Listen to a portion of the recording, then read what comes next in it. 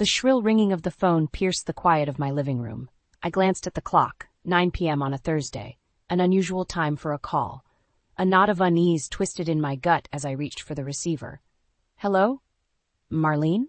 The tremulous voice on the other end was my daughter-in-law, Jolene. She sounded distraught, words tumbling out between sobs. I've done something terrible. I can't keep lying anymore. My heart plummeted. Jolene, slow down, dear. What's wrong? A shuddering breath. It's about Elliot. I felt the blood drain from my face at the mention of my wayward son's name.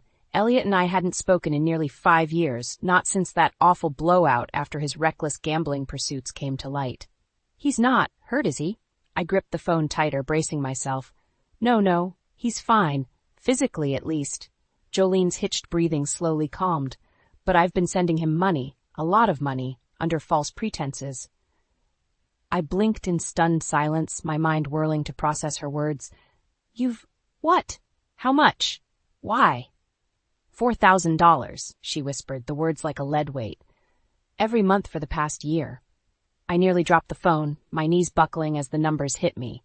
$48,000, an unfathomable sum, especially for Jolene's modest income as a nurse. He called me out of the blue, Jolene continued in a rush. Claimed he was in a bad accident, paralyzed, and needing expensive rehab. Begged me not to tell you or Ron, said you'd be too ashamed. Lies. All lies, undoubtedly, crafted by my deceitful son to prey on his brother's kind wife. My heart clenched with a sickening mixture of rage, disappointment, and gut-wrenching pity for poor Jolene, manipulated by Elliot's fictions. Oh, honey. I sank onto the couch, cradling the phone. Why didn't you say something sooner? A bitter chuckle floated through the line. Stubbornness. Pride. I didn't want you all to know what a fool I'd been, but I can't keep covering for him anymore, not after draining my savings completely. Her voice trailed off, and I could hear the defeat, the despair. More than anything, I felt the overwhelming need to piece together exactly what Elliot had done. Jolene, listen to me. I kept my tone firm yet comforting. We're going to get to the bottom of this. Just tell me everything you know, from the beginning. Don't leave anything out. There was a pregnant pause, then a resolute sigh. Okay, it all started with a phone call about 15 months ago. As Jolene haltingly recounted Elliot's elaborate web of deception, I clutched the phone with whitened knuckles, wisps of anger uncurling inside me. My son, my own flesh and blood, had once again succumbed to his worst impulses, wreaking havoc with his lies. This time, however, he had gone too far. This time, I would make sure he faced the consequences of his actions. No more running, no more enabling. This time, the karma he deserved awaited. After that harrowing call with Jolene, I barely slept a wink. My mind was awash with tumultuous thoughts and recriminations about my son's appalling actions. How could Elliot have sunk so low? And how did we not see the truth sooner? The next morning, I phoned Jolene, my voice gritty with exhaustion and simmering anger. We need to get to the bottom of this whole sordid mess, right now. She agreed without hesitation. Within the hour, she was at my doorstep looking as ragged as I felt. Her eyes were swollen and rimmed with dark circles, a testament to her own anguished night. Thank you for coming over, I said, enveloping her in a fierce hug. Jolene sagged against me, drawing a ragged breath. I'm so sorry, Marlene. I should have told you sooner about Elliot's lies. I pulled back, fixing her with a determined look. No more apologies. We're going to get to the truth and make him pay for what he's done. Jolene nodded, fresh resolve hardening her features. Where do we start? I outlined a plan, contacting hospitals and medical facilities to verify Elliot's claims, tracking his movements through credit card statements and phone records. Jolene added her own idea, reaching out to his old friends to dig up any other deceits. We spent the next few days in a whirlwind of phone calls, emails, and in-person visits. With every inquiry, Elliot's tangled fabrications started to unravel at the seams. There was no record of any accident, no admission to the rehab facility he named. The phone numbers and addresses he provided led to dead ends. Jolene managed to track down 2 of Elliot's ex-buddies from his gambling days, guys he used to pal around with at those seedy underground clubs. Their response was chilling. Elliot? Yeah, he's still running his same old scams, hustling people for cash, one sneered. Dude's been blacklisted from every reputable casino in 3 states for his con games. The other snorted derisively. Trust me, if you gave that lowlife a dime, you got played. Hard. With each new revelation, my heart twisted with a sickening combination of anger, sorrow, and bitter disappointment. The scope of Elliot's lies seemed to stretch endlessly. How could my own child harbor such darkness, such blatant disregard for those who loved him most? To make matters worse, the financial toll of his duplicity came into sharp focus as Jolene and I pored over her drained accounts, listing out medical bills that didn't exist, payments made to ghost representatives, and phantom caregivers. Nearly $50,000, gone in an intricate ruse spun by my own son. That night, I sat in my darkened living room, the weight of Elliot's betrayal crushing down on me like a vice. Jolene had finally crashed on the sofa, spent from our emotional roller coaster. With trembling hands, I dialed a number I never expected to call, that of Jack Hartley, a gruff ex-cop I knew from my teaching days. A man with shady connections, but an uncompromising sense of justice. "Jackie," I spoke in a hushed tone as the line picked up. "I need your help with something. A family matter that's gone criminal." There was a momentary pause, then his gravelly response. "Tell me everything." As I quietly laid out the sordid details for Jack, the first glimmerings of a risky plan began taking shape in my mind. We would confront Elliot soon, but this time there would be no more running. No more deception. This time he would face the consequences. Jolene sat across from me at the kitchen table, absently stirring her coffee while I outlined my plan to Jack over the phone. Her eyes were hollow, the normally vibrant hazel now dull with fatigue and heartbreak. Seeing her like this fueled my own fury toward Elliot. "So that's the situation," I finished, keeping my voice low and steady. "We need to draw him out, get him to confess everything on record." A contemplative grunt came through the line. "Risky move, going vigilante like this, Marley. You sure you two can pull it off without him catching wind?" I shot Jolene a pointed look, and she straightened, mouth setting in a grim line. "We don't have a choice, Jackie. The law's been unable to touch Elliot so far. This is our only chance at real justice." "All right, then," Jack sighed. "I'll make a couple calls, set some things up on my end. You just focus on getting that snake to strike." "We will," I assured him. "Thank you for everything." "Don't thank me yet," he replied gruffly before disconnecting. I slowly set down the phone, letting the weight of our planned sting wash over me. Reaching across the table, I clasped Jolene's hand. "You up for this? I won't lie, it could get ugly when we confront him." She squeezed my fingers with surprising strength. "I want him to face what he's done, no matter how hard it gets. He took everything from me with his lies." Her voice thickened with feeling. "I can't let that stand." Nodding firmly, I began outlining my strategy to lure Elliot out of hiding. "We're going to tell him there's a family emergency, make him think one of us is in the hospital, lay on the sympathy and let his guilt do the rest." Jolene's brow furrowed. "You really think he'd fall for that? After everything?" "He will if we pitch it right," I stated with certainty. "I know how Elliot operates. He craves validation, needs to be seen as the doting son, coming through in a crisis. That needy ego of his will get the best of him." A flicker of dark amusement crossed her face. "So we just have to keep feeding his delusions for a little longer." "Precisely." I watched understanding bloom in her eyes, chasing away the shadows. "Then when he shows up, playing the hero like always, that's when we slam the truth back in his face." Jolene's lips curved into a cold smile. "Let him lie one more time. I can be very convincing when I need to be." An answering grin spread across my own features at her steely resolve. In that moment, I felt a sense of grim purpose settle over me, banishing any lingering doubts. My son's karmic retribution was finally at hand. Over the next few days, we choreographed our roles meticulously. I would initiate the first call to Elliot, voice cracking with panic as I told him Jolene had been in a terrible accident. Jolene would then take over, frantically urging him to come quick, weaving plausible yet vague details about her condition. We factored in his predictable responses, the hollow promises to be there soon, the self-centered remarks about coming to save the day. Once he fell for the ruse and agreed to meet us, Jack's crew would be lying in wait. Finally, the night before our sting was set in motion, Jolene and I went over every beat of the plan one final time. There could be no margin for error if we wanted to ensure Elliot's apprehension. As I toweled off from my shower later, I caught a glimpse of my reflection in the streaked mirror. My jaw was set in a hard line, eyes glinting with resolve. It was a look I hadn't seen in years, not since my final showdown with Elliot before he cut ties. This time would be different, though.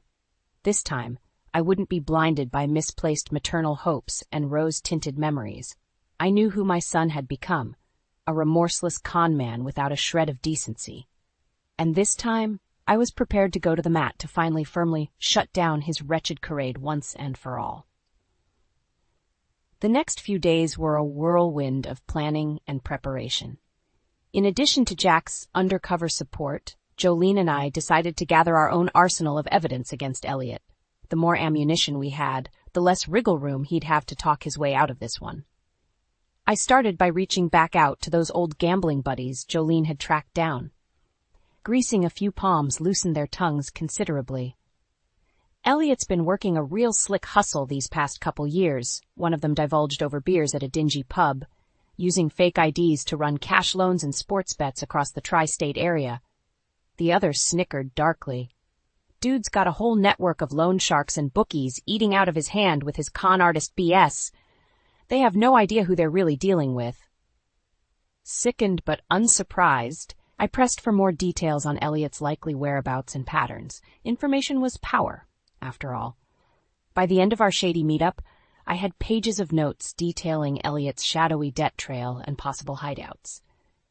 Meanwhile, Jolene took a more personal tack, reconnecting with Elliot's ex-girlfriend Trina, who he'd relentlessly used and discarded years ago. Though initially hesitant, Trina soon warming to dishing all the dirt once she learned of Elliot's latest misdeeds. That pathological liar tried to convince me he was some big-shot finance investor, she vented, voice dripping venom one night over the phone. Had me totally snowed about his business dealings until I caught him in bed with my roommate. Jolene's lip curled in disgust. Sounds exactly like the kind of mind games Elliot loves to play. Oh, it gets better, Trina said with mirthless laugh. When I finally kicked that sociopath out, I found storage containers full of fake documents and IDs he'd been using to drain funds across multiple bank accounts. Anything you can send over as proof? Jolene's voice was clipped but calm, as she took meticulous notes. By the time we reconvened, we had a disturbingly thick dossier cataloging lie after lie, scam after scam my son had perpetrated over the years. Fake investments, fraudulent benefit claims, shady gambling rackets, the list went on, each entry making my heart ache more. How had such a bright, loving little boy turned into such a reprehensible man? Where had I failed so catastrophically as his mother? Jolene seemed to sense my spiraling doubts as we pored over the damning evidence. Gripping my hand firmly, she locked eyes with me. We can't start going down the road of self-blame again, not after coming this far. I squeezed back, grounding myself. You're right. No more second-guessing or justifications. Her jaw set in a hard line. We do this for all the innocent people he's taken advantage of and manipulated over the years. He needs to be held accountable, no matter how hard it'll be to finally face the truth about him. Hearing the realism in her voice fortified my own strengthening resolve. For too long I'd clung to the false hope that my son, my clever, mischievous Elliot, would one day see the error of his ways and come back to me a changed man. That luminous little boy was long gone, though, consumed by the darkness of his own cravings and moral apathy. The man he'd become was a remorseless monster, leaving a wake of shattered trust and stolen livelihoods everywhere he went. And as painful as it was to admit, he was no longer the son deserving of a mother's unconditional love and devotion. Which is why, when the burner phone Jack had provided began ringing as the sting operation loomed, I answered with ice in my veins. Hello? A smooth, vaguely familiar male voice. Marlene speaking, I replied evenly. Is everything ready on your end? There was a beat of silence, then a hushed response. The crew is locked and ready to move on your signal. We've got eyes on the Mark's current location and LoJack on his car. I exhaled slowly, feeling Jolene's reassuring presence beside me. Good. We'll keep you posted once we get confirmation on his movements. Understood, the voice replied crisply. Don't take any unnecessary risks. I ended the call without responding, suddenly impatient to have this entire sordid affair concluded once and for all. Turning to Jolene, I saw my own grim determination reflected in her eyes.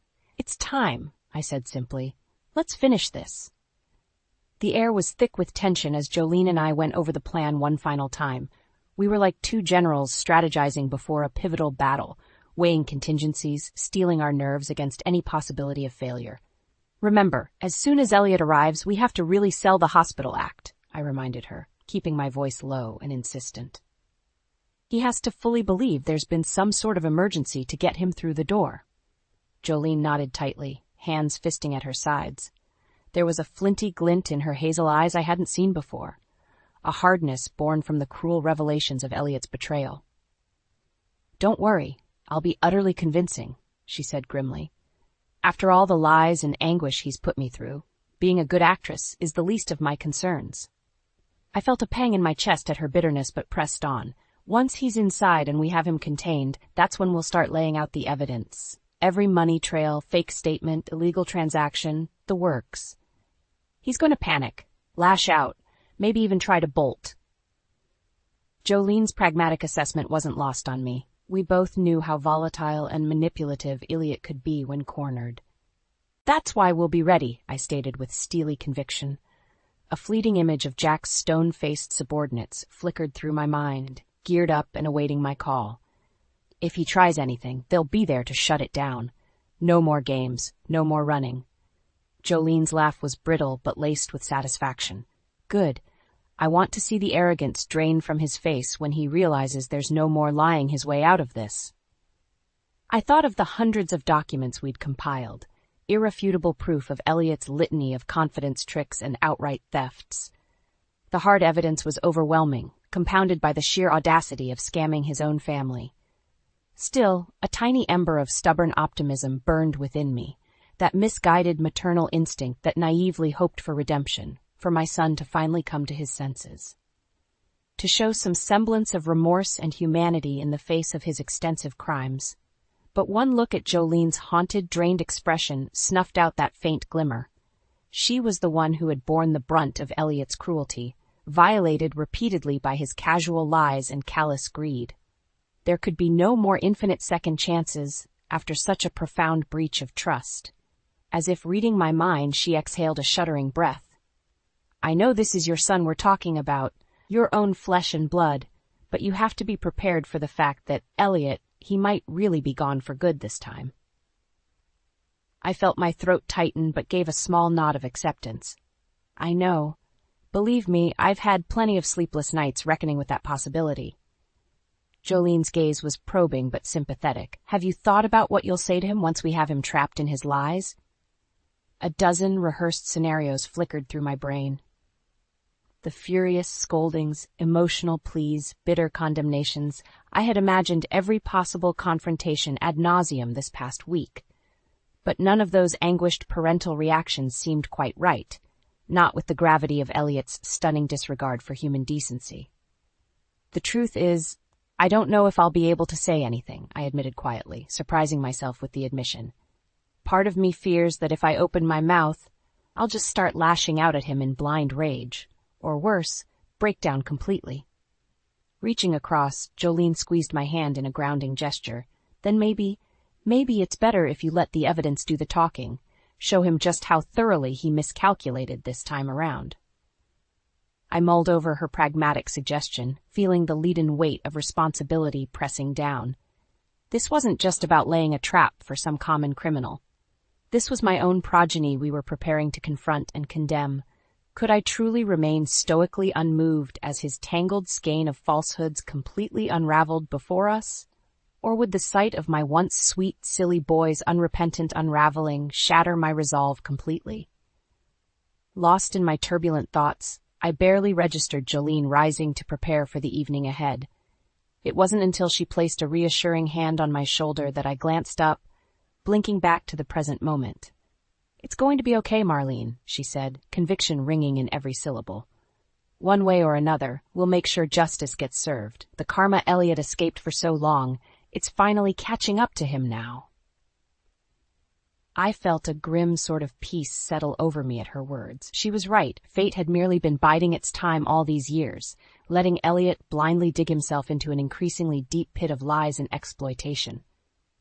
And come tomorrow evening, we would be there to ensure that same cruel universe yanked him down into the depths once and for all, facing the ugly consequences he deserved. Exhaling a steadying breath, I rose and gave Jolene's hand one final resolute squeeze. Let's get ready. It's judgment time. The heavy silence was shattered by the shrill ringing of the doorbell. Jolene and I exchanged one final, grim look before she moved to answer it. Showtime. Elliot. She opened the door, voice trembling with feigned distress. Oh, thank God you're here. Where is she? What happened? My son's voice sliced through the tension, smooth and assured as ever. The familiar cadence of manipulation made my blood boil. I steeled myself as heavy footsteps approached the living room. Elliot swept in like a conquering hero, expression twisted into one of faux concern. Mom? You said Jolene was hurt, that there was an accident. His eyes landed on me, then flicked over to Jolene, hovering uncertainly by the entryway. The facade slipped for just a moment as confusion creased his features. Seizing the opportunity, I rose to my feet with purpose. There was no accident, Elliot. But there certainly is an emergency. The fact that you've been deceiving and stealing from this family for over a year now. His brow furrowed in a well-practiced mask of indignation. What? That's absolutely ridiculous. I haven't. Save it. Jolene cut him off, anger flashing in her eyes as she crossed her arms defensively. We know everything about the lies, Elliot. The fake medical bills, the bogus rehabilitation centers, all of it just an elaborate con to leech money out of me. For a fraction of a second, raw panic flickered across his face before the arrogant smirk resurfaced. You're both overreacting. This is all just a misunderstanding, really. Is it? I challenged, keeping my tone gelid despite the fury brewing inside me. Because we have evidence of every single transaction, every fake document and phony account you've been using over the past 15 months to perpetrate this fraud. Moving numbly, I gestured to the thick dossier of compiled records sitting on the coffee table. Bank statements, payment receipts, phone logs, a literal paper trail of each and every one of your egregious lies, Elliot. As his gaze landed on the damning pile of proof, the color visibly drained from his cheeks. The unflappable conman mask had finally splintered, revealing what I'd always known festered beneath, a sniveling coward utterly incapable of accepting responsibility. You don't understand. I needed that money. I was in a bad place. We understand plenty, you pathetic snake, Jolene snarled, taking an aggressive step forward as months of anguish contorted her features.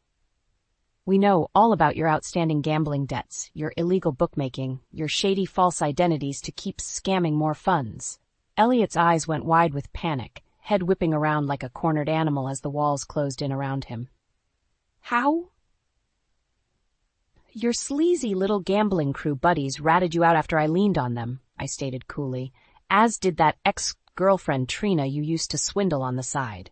Jolene's laugh was caustic. For such a skilled liar, you really didn't cover your tracks well at all, did you? And those are just the highlights of your pathetic criminal resume, I pressed on relentlessly. We have detailed financial records of funds you pilfered through fake investment scams, fraudulent Medicare claims, you name it. A damning, decade-long pattern of exploitation and deception.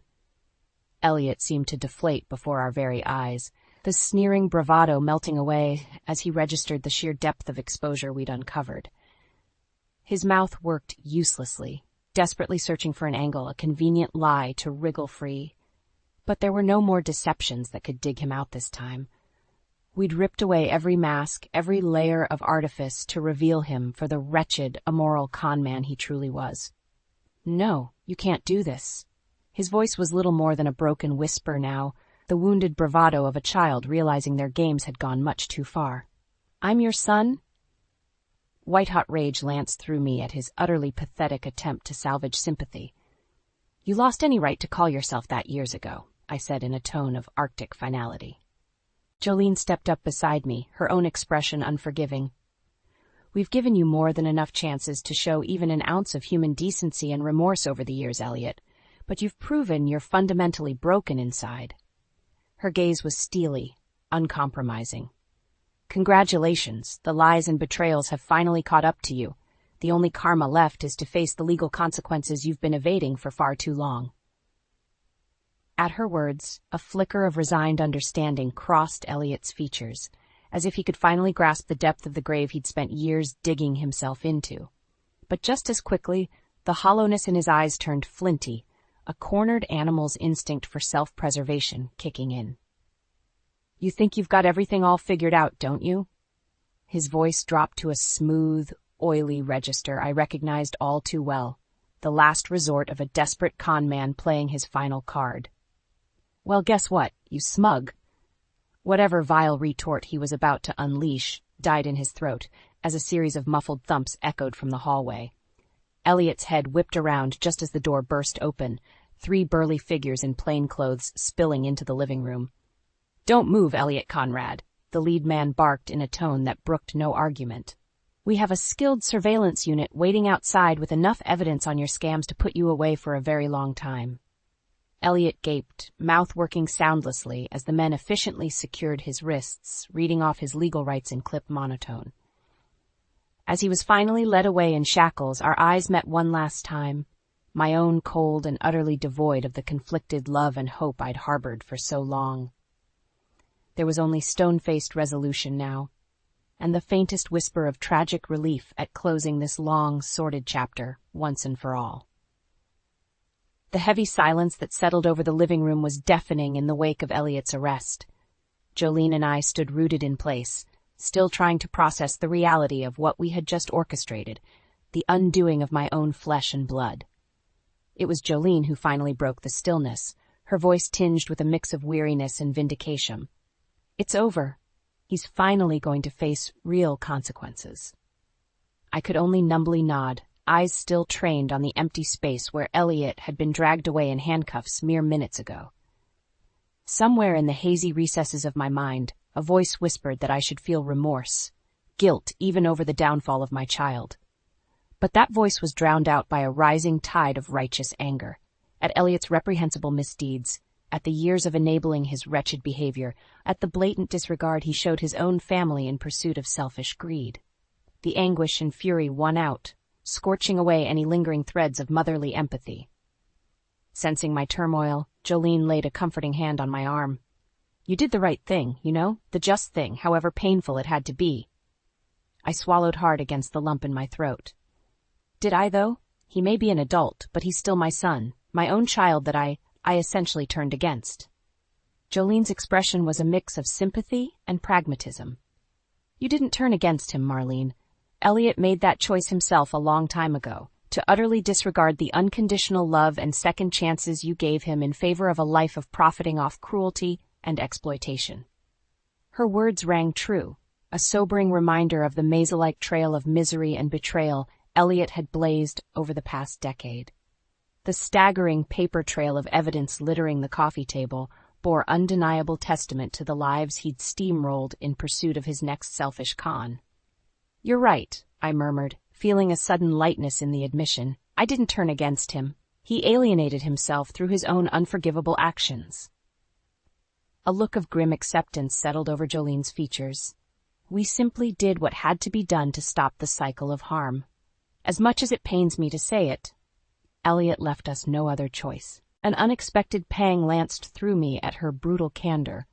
For all the heartache and anguish Elliot's duplicity had wrought upon this woman I considered a daughter, she still held out an ember of futile hope that he could somehow be redeemed. That maybe our risky gambit to apprehend him might shock him into a moment of self-awareness and remorse. But as the minutes ticked by in tense silence, it became increasingly clear that we had both been chasing a childish fantasy all along. The smirking, unrepentant facade Elliot had defiantly clung to was not an act, it was the pure, rotten essence of who he'd become as a person. A callous, depraved narcissist devoid of any shred of empathy or accountability. The revelation struck me like a cordwood to the chest, finally allowing the full gravity of my son's depravity to sink in. This monster we had detained and turned over to the authorities tonight was not some pitiable wayward soul crying out for help and redemption. No, Elliot was a poison, a creeping, venomous malignancy upon those foolish enough to trust or defend him. and we had just lanced that toxic influence from our lives with brutal finality. "You know," I began, the words feeling leaden as I gave voice to the bleak epiphany. Part of me had hoped that when we finally turned the screws on him, showed him the full extent of the lies we uncovered, part of me hoped he might actually show some remorse, some sign of the person he used to be, deep down. Jolene's eyes were haunted but unsurprised as I pressed on. But after the way he postured and tried manipulating even at the very end, I realized the hard truth. The good, sweet little boy I remembered is gone, Jolene. Erased and twisted beyond recognition by his own selfishness and moral vacancy. A hollow chuckle escaped my lips as I bowed my head, worrying the locket around my neck, one of the few cherished mementos from Elliot's distant childhood that I still clung to. My son, in every sense of who he truly is now, is simply a monster without a shred of redeemable humanity left. Silence hung heavy between us as my words sank in, the air thick with leaden grief and hard-won acceptance of that grim reality. After several moments, Jolene reached over and gently pried the locket from my fingers, turning it over to admire the faded image within. "He may be gone," she said, sadness tempering her voice, "but this little boy, the person he was meant to grow into." She looked up at me, eyes shining. "This is who we keep fighting for, Marlene. This is the justice and closure he deserves, even if he can't see it anymore." I stared at the locket, at the pudgy, mischievous visage frozen in time on happier days, and felt something within me loosen and release. Jolene was right. The person Elliot had become was a harsh, unforgiving truth to accept, but it was not one I had to let define or corrode every happiness of years past, either. Reclaiming the locket, I clutched it close for strength. "You're right. We fought for that little boy as much as ourselves this time, to sever the childhood promise that got so abhorrently perverted." Jolene laid her head against my shoulder, drawing me into a comforting embrace. And there in the wreckage of duplicity's aftermath, we allowed ourselves a moment of silence, to grieve, to find solace, to let the shards of anguish transmute into resilience. Because while the son had proved himself a lost, festering cause long ago, we would endure despite it all. For in purgating that cancerous influence from our lives once and for all, therein lay the first blossoms of redemption, to rise unbowed from the ruins Elliot left behind. In the weeks following Elliot's arrest, an odd sort of serenity descended over the household.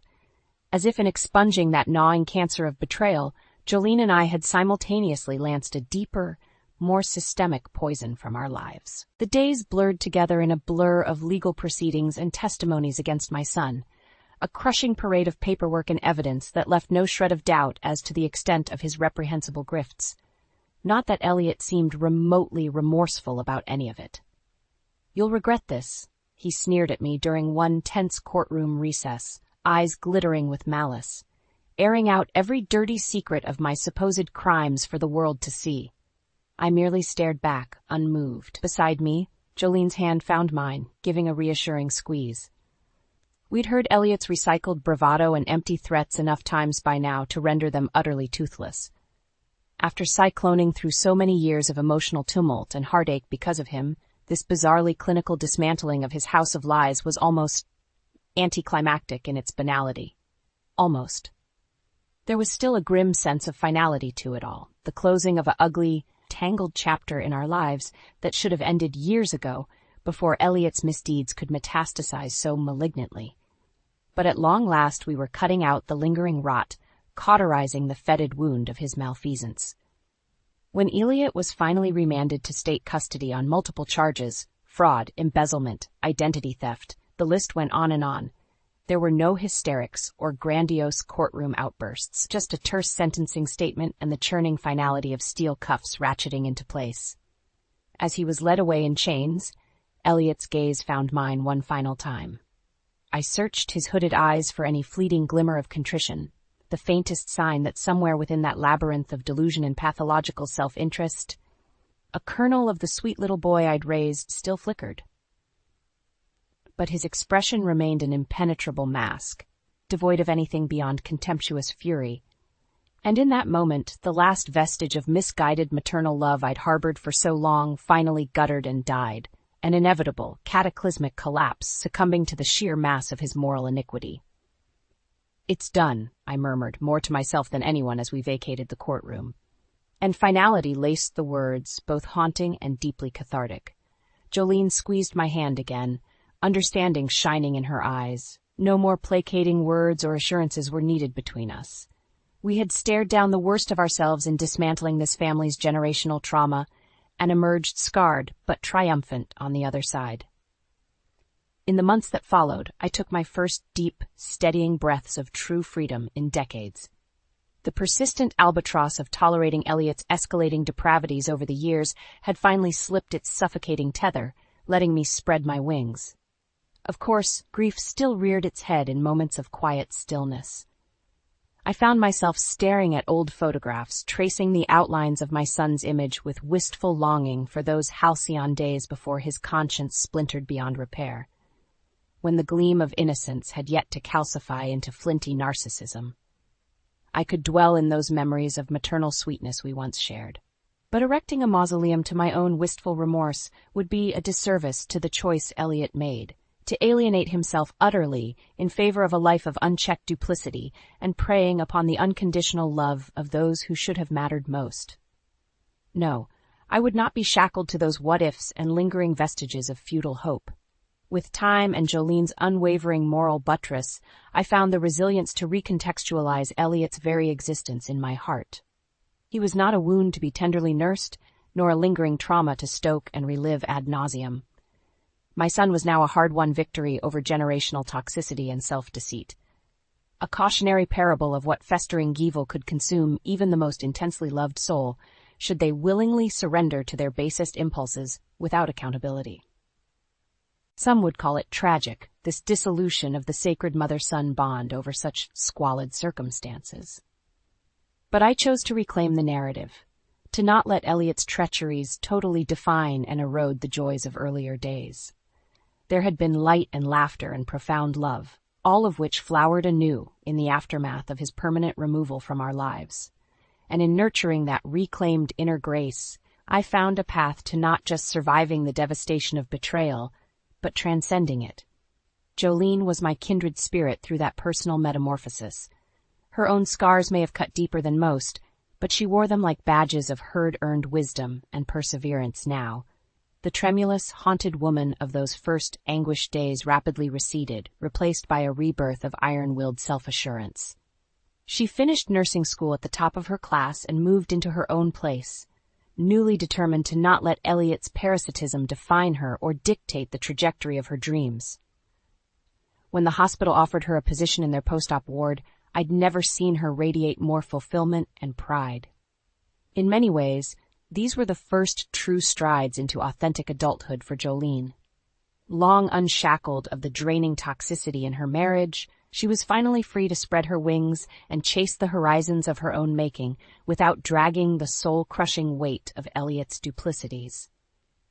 And though our bond had been forged through mutual suffering at his hands, it evolved into something richer and infinitely more life-affirming in the aftermath.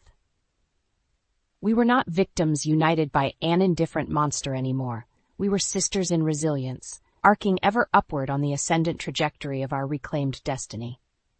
In those cathartic moments of breathless renewal, my eyes would inevitably stray to that old tarnished locket containing the last remnants of the son I used to know, and rather than lapsing into wistful melancholy, I would simply gaze at the image and smile. Not with regret or sorrow, but of vibrant, forward-looking joy at putting that ghost to rest, once and for all. For the excruciating trial of Elliot's downward spiral and ultimate self-immolation was finally over. In its stead blossomed the rapturous rebirth of two souls, stalked by their traumas but ultimately indelible in spirit. Indomitable. At long last the shadow had passed, and for the first time in decades I could bask completely in the radiant promise of new beginnings.